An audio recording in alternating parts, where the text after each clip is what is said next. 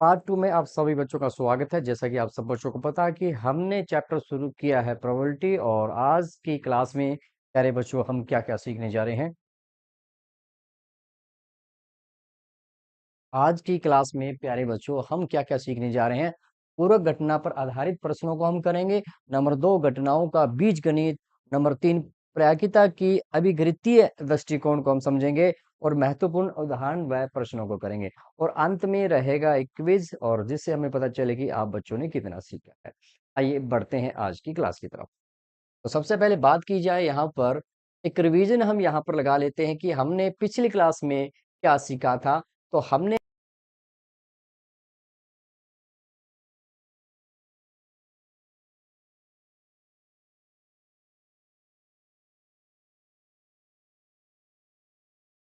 किसी घटना ई की सैद्धांतिक प्रायिकता, जिसे परंपरागत प्रायिकता भी कहा जाता है, को निम्न रूप में परिभाषित किया जा सकता है। और वो आपका सूत्र क्या रहता है कि जब भी आपने किसी की प्रोबेबिलिटी ऑफ ई निकालनी है, तो हम क्या करते हैं, ई के अनुकूल जितने परिणाम होते हैं उसको हम डिवाइड कर देते हैं प्रयोग के सभी संभव परिणामों की संख्या से। तो ये इंपॉर्टेंट रिजल्ट हमने लास्ट की क्लास में किया था। और अब हम बढ़ते हैं आज की क्लास की तरफ। घटनाओं का बीजगणित यहाँ पर हम समझते हैं। तो सबसे पहले बात की जाए यहाँ पर, पूरक घटना कॉम्प्लीमेंट्री इवेंट क्या है। प्रत्येक घटना ए के सापेक्ष एक अन्य घटना ए डैश होती है, जिसे घटना ए की पूरक घटना कहते हैं। ए डैश को घटना ए नहीं भी कहा जाता है। व्यापक रूप में किसी भी घटना के लिए यह सत्य है कि probability of E not is equal to 1 minus probability of E. तो ये इंपॉर्टेंट रिजल्ट आपके लिए रहता है। देखिएगा, हमारे पास सपोज कीजिए कि सैंपल है, और सैंपल में हमने एक डाइस को लिया है। तो डाइस के जो रिजल्ट है वो आपके पास आ चुके हैं। ओके, तो एक इवेंट आपने लिया, सपोज कीजिए एक इवेंट आपने लिया है, और इस इवेंट में हम बात कर रहे हैं 135। और अब बात की जाए ए कॉम्प्लीमेंट की, यानी इस ए के सापेक्ष जो घटना होगी वो क्या होगी। अगर 135 को छोड़ दिया जाए तो 246 जो होगा वो क्या होगा, वो ए का कॉम्प्लीमेंट कहलाएगा। ओके, यानी ए का होना क्या है 135, और ए का नहीं होना क्या होगा 246, जिसको कॉम्प्लीमेंट या पूरक घटना कहा जाता है। एक एग्जांपल और लेते हैं। अगर आपने कॉइन को टॉस किया है और आपको पता हेड आना, ओके, एक इवेंट हेड है, तो हेड का नहीं आना क्या होगा, टेल आना। तो इवेंट ए और बी जो है, ये क्या है, एक दूसरे के कॉम्प्लीमेंट्री इवेंट है। क्या आपको समझ में आया है?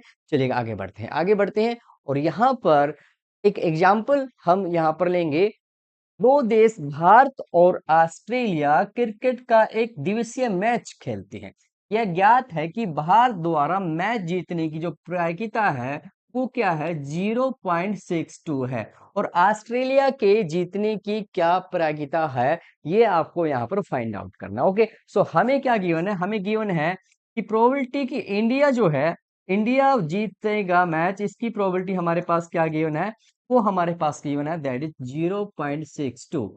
ओके, सो हमें फाइंड आउट करनी है प्रोबेबिलिटी कि क्या हो ऑस्ट्रेलिया जो है वो मैच जीत जाए। ये प्रोबेबिलिटी हमें निकालनी है। ओके, अब देखिएगा, या तो इंडिया जीतेगा या ऑस्ट्रेलिया जीतेगा, तो दोनों एक दूसरे के कॉम्प्लीमेंट्री इवेंट्स यहाँ पर बन रहे हैं, पूरा घटनाएं हैं, दोनों एक साथ नहीं जीत सकते हैं। तो इसलिए हम फार्मूला यहाँ पर क्या लगाएंगे कि यहाँ पर हमारे पास क्या आ जाएगा कि प्रोबेबिलिटी ऑफ ऑस्ट्रेलिया क्या आ जाएगी, वो क्या आ जाएगी, दैट इज 1 माइनस जो इंडिया है वो जीत रहा है, वो प्रोबेबिलिटी अगर हम यहाँ से घटा देंगे तो हमारे पास क्या आ जाएगा, हमारे पास आ जाएगा कि ऑस्ट्रेलिया के जीतने की प्रायिकता क्या है।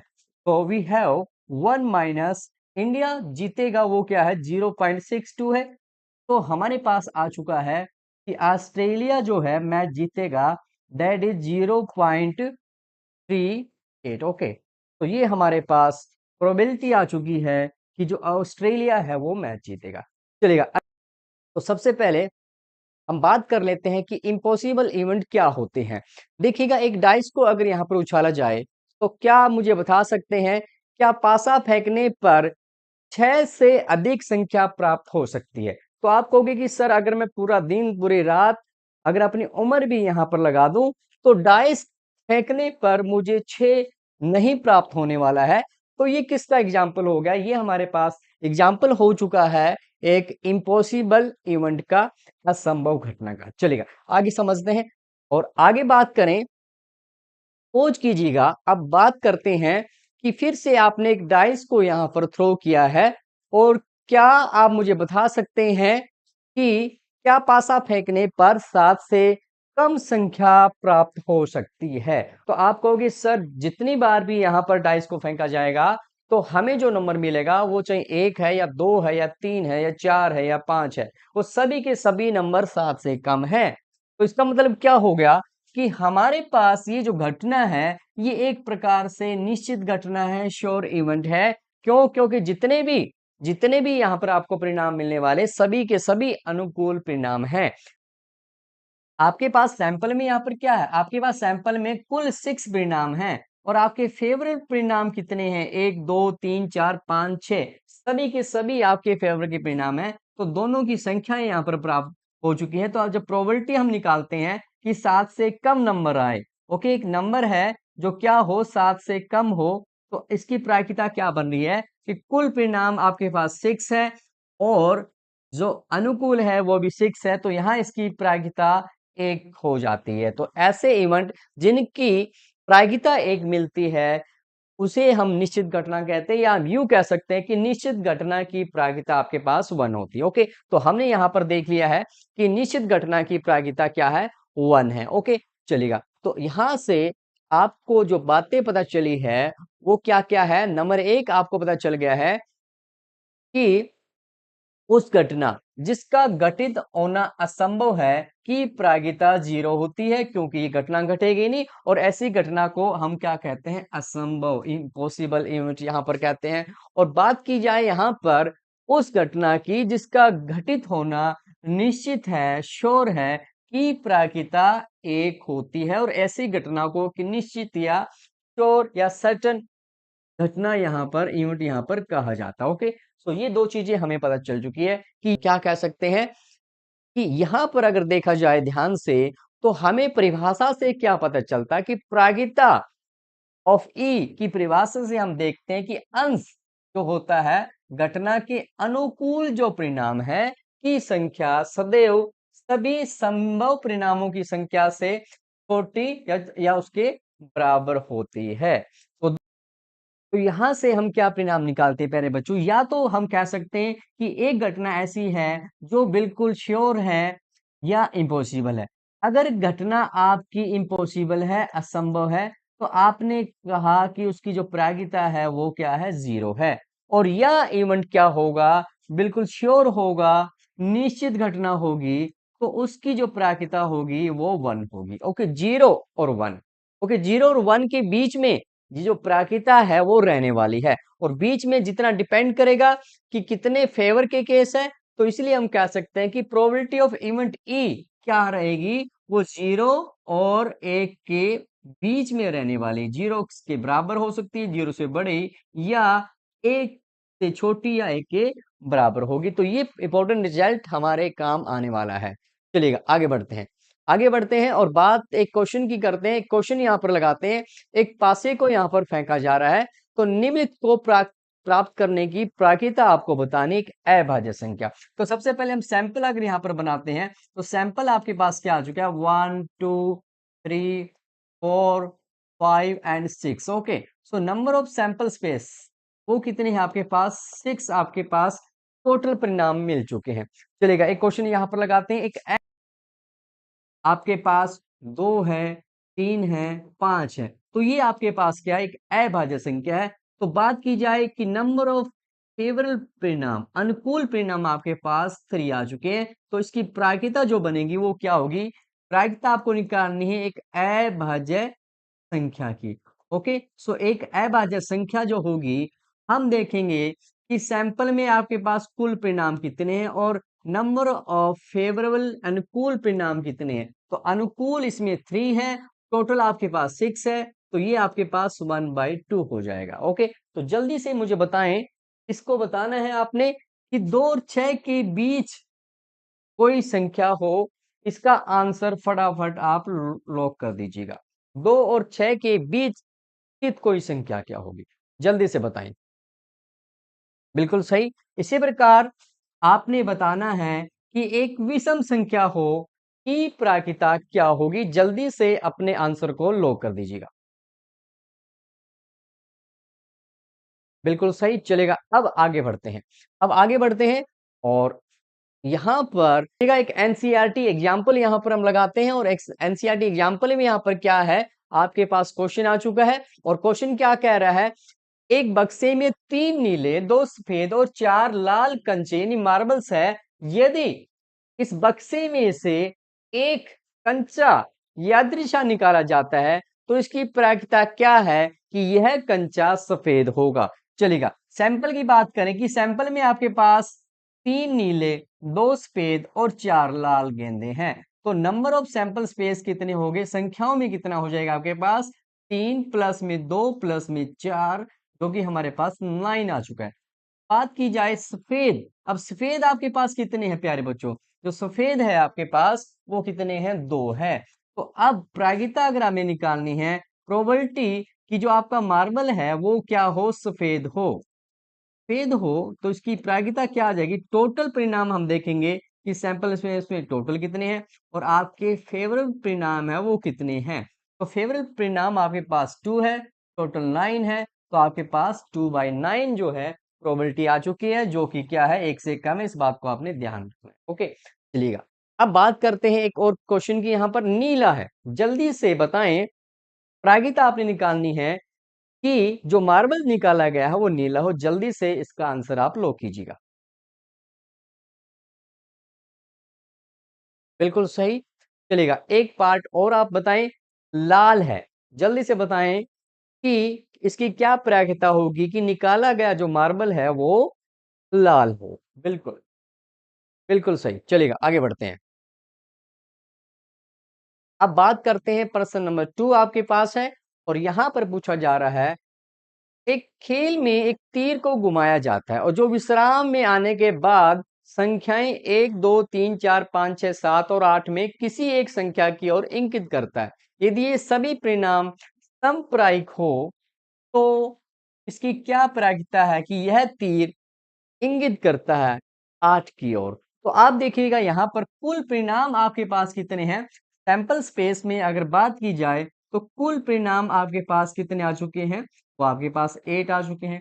अब प्रायिकता निकालनी है कि वो 8 की तरफ इशारा करे। ओके, तो 8 की तरफ इशारा करे तो 8 हमारे पास कितनी बार है, एक बार आया है। तो इसलिए हम कह सकते हैं कि प्रोबेबिलिटी ऑफ फेवरेबल केस और divide by number of sample. तो सैंपल में आपके पास टोटल 8 है, 8 कितनी बार आया है, एक बार। तो ये आपके पास प्रायिकता आ चुकी है जो कि एक से कम है। बार बार बता रहा हूं, एक से कम है, आगे काम आएगा ये कॉन्सेप्ट। चलेगा, एक विषम संख्या। अब यहां से विषम संख्या की बात की जाए तो 1 3 5 7, ओके, ये हमारे पास विषम संख्याएं आ चुकी है। तो कितनी है ये, तो नंबर कितने हो गए हैं कि विषम संख्या की, ओके, विषम संख्या। तो ये हमारे पास कितनी हो चुकी है, 1 2 3 और 4। ओके, अब प्रायिकता की बात की जाए कि वो संख्या क्या हो, एक विषम संख्या हो, तो इसकी प्रायिकता हमें फाइंड आउट करनी है। तो that is equal to what, कि हम देखेंगे नंबर ऑफ सैंपल स्पेस कितने हैं। ओके, और हमारे पास फेवरेबल परिणाम कितने मिले हैं, तो यहाँ पर आपको 4 मिले हैं।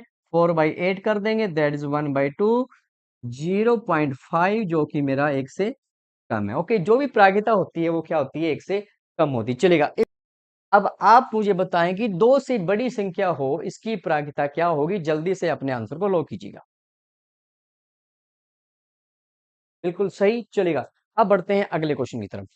अब बात करते हैं, दो पासों का प्रतिदर समष्टि सैंपल स्पेस ऑफ 2 डाइस क्या होगा अगर 2 डाइस एक साथ यहां पर थ्रो की जाती है। तो इसका जो सैंपल स्पेस होगा वो कुछ इस प्रकार होगा कि मान लीजिएगा ये आपकी ग्रीन डाइस है, ये आपकी रेड है। तो पहला जो सैंपल बनेगा वो क्या होगा, 1,1, मतलब पहले डाइस पे 1, दूसरे पे 1, पहले डाइस पे 1, देन 2, 1 3 1 4 1 5 1 6। ओके, तो ये हमारे पास टोटल 36 जो है रिजल्ट मिल जाते हैं।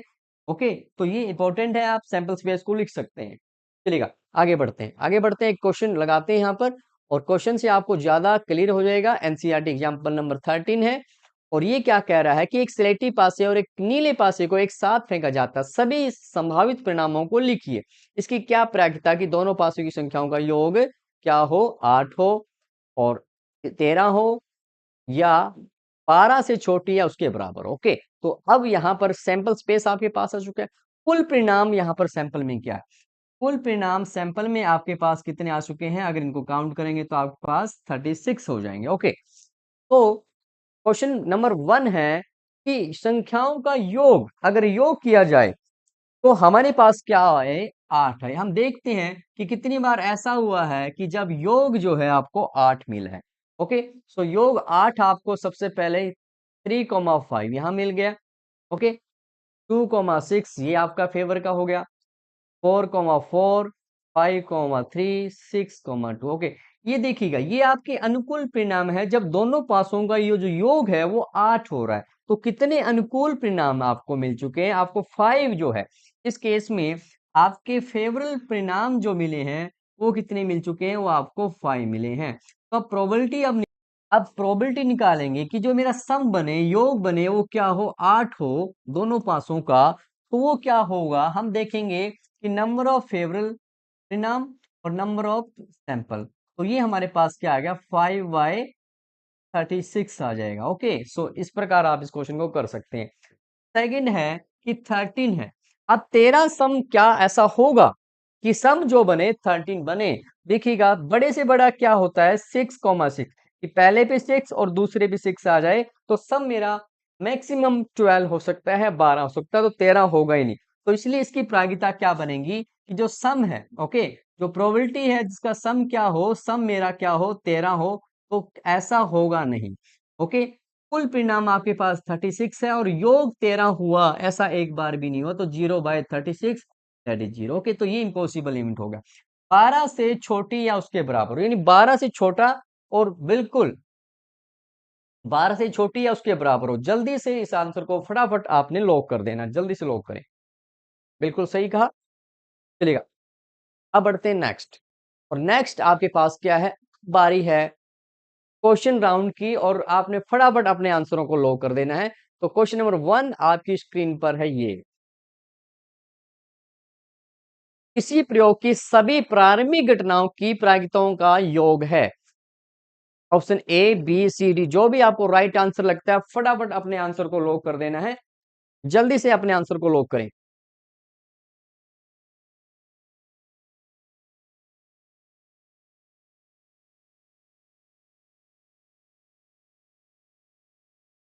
चलिएगा, बढ़ते हैं नेक्स्ट क्वेश्चन की तरफ। नेक्स्ट क्वेश्चन आपकी स्क्रीन पर है, ये यदि probability of E is equal to 0.03, तो प्रोबेबिलिटी ऑफ ई नहीं का मान क्या होगा। ए बी सी डी, जो भी आपको राइट आंसर लगते हैं फटाफट अपने आंसर को यहां पर आपने लॉक कर देना है।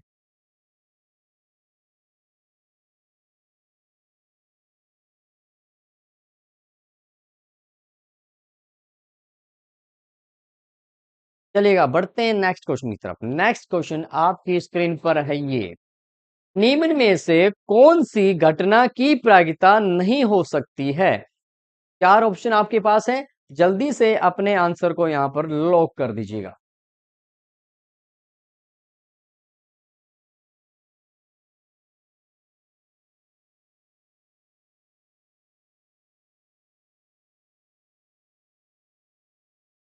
चलिएगा, बढ़ते हैं नेक्स्ट क्वेश्चन की तरफ।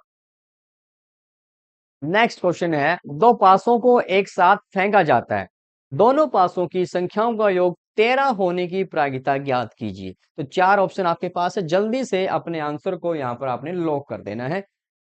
ए बी सी डी, जो भी आपको राइट आंसर लगता है जल्दी से लॉक कर दीजिएगा।